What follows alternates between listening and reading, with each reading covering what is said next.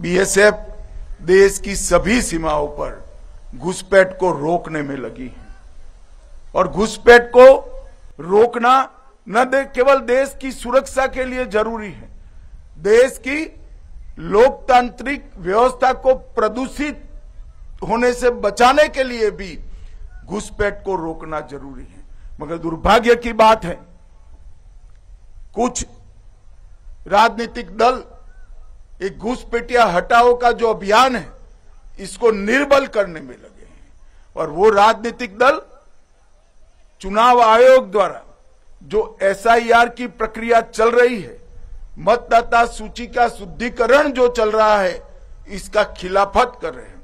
मैं आज इस हीरक जयंती समारोह में बहुत स्पष्ट करना चाहता हूं कि हम इस देश में से एक एक घुसपैठिए को चुन चुन कर बाहर निकालेंगे, ये हमारा प्रण है। इस देश के किसी भी राज्य का मुख्यमंत्री कौन हो, देश का प्रधानमंत्री कौन हो, वो निर्णय केवल और केवल भारत का नागरिक कर सकता है। और मैं आगाह भी करना चाहता हूं उन राजनीतिक दलों को जो घुसपैठियों के संरक्षण में लगे हैं। बिहार के चुनाव देश की जनता का मैंडेट है और वो मैंडेट घुसपैठियों की उपस्थिति के खिलाफ। বিরোধীদের উদ্দেশ্যে যখন এই আক্রমণ শোনাচ্ছেন কেন্দ্রীয় স্বরাষ্ট্রমন্ত্রী অমিত শাহ, তখন কি বলছেন রাজ্যের নারী ও শিশু কল্যাণ মন্ত্রী শশী পাঁজা? আপনি ঘুষপেটিয়ার কথা বললেন, আপনি যেন বললেন যে কোন একটা রাজ্যে এসআইআর কাজ হতে দিচ্ছে না বললেন, আপনি গণতন্ত্র নিয়ে অনেক ভাষণ বললেন, দেশের নিরাপত্তা নিয়েও অনেক কিছু বললেন, কিন্তু আসল বাস্তবটা কি? দেশ নিরাপত্তাহীনতাতে ভুগছে, এটা তো সত্যি। আর যদি আগাম জানা যেত তাহলে পরে এই আতঙ্কবাদীরা পেহেলগাঁওতে ঢুকে নিহত পর্যটকের এই ঘটনাটা হতো না, পর্যটকরা মারা যেত না, ভারতীয় পর্যটক। আবারও দিল্লিতে এরকম বোম ব্লাস্ট হতো না। তার মানে কেউ ঢুকছে, তার মানে দেশের বর্ডার্সগুলো ঠিকমতো ওখানে নিরাপত্তা দেওয়া হচ্ছে না, আপনার নজর এড়িয়ে যাচ্ছে সেখান থেকে। আর আপনি বাংলার দিকে একটা ইঙ্গিতটা ছেড়ে দিলেন। মাননীয় মুখ্যমন্ত্রী বাংলার মমতা বন্দ্যোপাধ্যায় একটা চিঠি দিয়েছেন চিফ ইলেকশন কমিশনারকে, সেই মর্মেই চিঠি দিয়েছেন যে এসআইআর নিয়ে তো তাড়াহুড়ো কিসে। আপনি এটা অন্য ব্যাখ্যা দিলেন। যাই হোক, বাংলার মানুষ কিন্তু বিজেপিকে বহিরাগতই মনে করে। অমিত শাহ তিনি কিন্তু ফের এই এসআইআর থেকে অনুপ্রবেশকারী ইস্যু নিয়ে বিরোধীদের বিরুদ্ধে তীব্র আক্রমণ চালিয়েছেন। অনুপ্রবেশ রোখা শুধুমাত্র দেশের সুরক্ষা নয়, দুর্নীতিমুক্ত গণতন্ত্রের জন্যও জরুরি। দুর্ভাগ্যজনকভাবে কিছু রাজনৈতিক দল তারা অনুপ্রবেশ হটাওয়ের বিরোধিতা করছে। बीएसएफ देश की सभी सीमाओं पर घुसपैठ को रोकने में लगी है और घुसपैठ को रोकना न केवल देश की सुरक्षा के लिए जरूरी है, देश की लोकतांत्रिक व्यवस्था को प्रदूषित होने से बचाने के लिए भी घुसपैठ को रोकना जरूरी है। मगर दुर्भाग्य की बात है, कुछ राजनीतिक दल एक घुसपैठिया हटाओ का जो अभियान है इसको निर्बल करने में लगे हैं और वो राजनीतिक दल चुनाव आयोग द्वारा जो एसआईआर की प्रक्रिया चल रही है, मतदाता सूची का शुद्धिकरण जो चल रहा है, इसका खिलाफत कर रहे हैं। मैं आज इस हीरक जयंती समारोह में बहुत स्पष्ट करना चाहता हूं कि हम इस देश में से एक एक घुसपैठिए को चुन चुन कर बाहर निकालेंगे, ये हमारा प्रण है।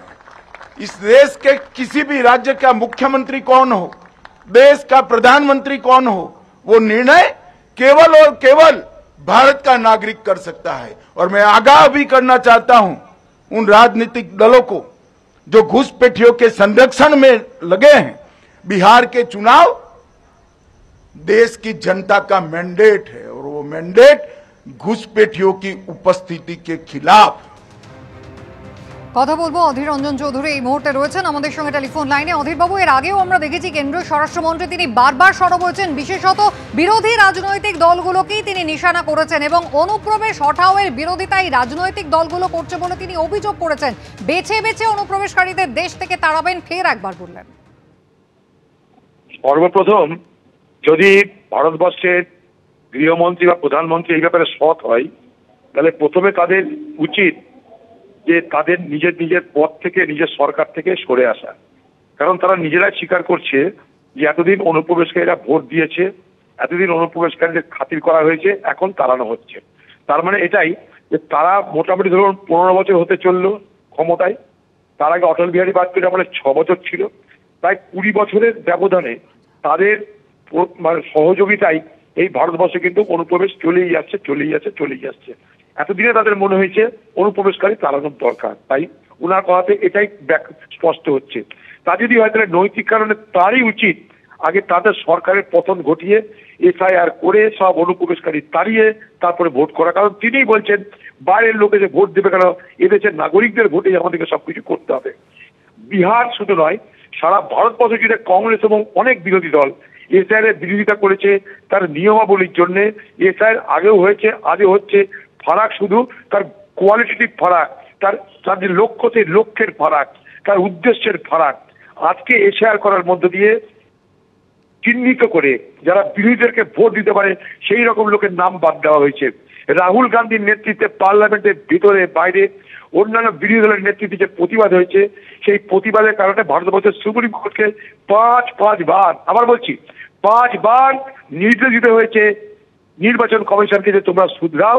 এবং তারই দৌলতে আজকে বিহারে যেটা ওরা চেয়েছিল সেটা করতে পারেনি। তা সত্ত্বেও চালাকি করে ভোটের আগে কাউকে না জানিয়ে 3,44,000 ভোটারের নাম তারা ঢুকিয়েছিল। সরকারি তথ্য তার প্রমাণ, যেটা কিন্তু কোনো পার্টিকে বিরোধীদেরকে কখনো জানানো হয়নি। অর্থাৎ ফাইনাল লিস্ট দেওয়া হয়নি, যে ফাইনাল লিস্টে 3,44,000 লোকের নাম থাকতে পারে সেই লিস্ট না দিয়ে লুকোচুরি করে, চুরি করে নির্বাচন কমিশনের মদতে সেখানটায় ভোট হয়েছে। তার তথ্য প্রমাণ একটা করে কংগ্রেস দল প্রমাণ করছে এবং করবে। বাংলার তরফ থেকে ভারতবর্ষের গৃহমন্ত্রীকে বলতে চাই, আপনি যতই লাফান, যতই চিৎকার করুন, आपका तमन्ना बंगाल में पूरी नहीं होने वाला है। ये आपका तमन्ना अधूरा रह जाएगी, ये मैं बिल्कुल साफ तौर पर बता रहा हूँ। অধীর বাবু, ধন্যবাদ। এবিপি আনন্দ, এগিয়ে থাকে, এগিয়ে রাখে।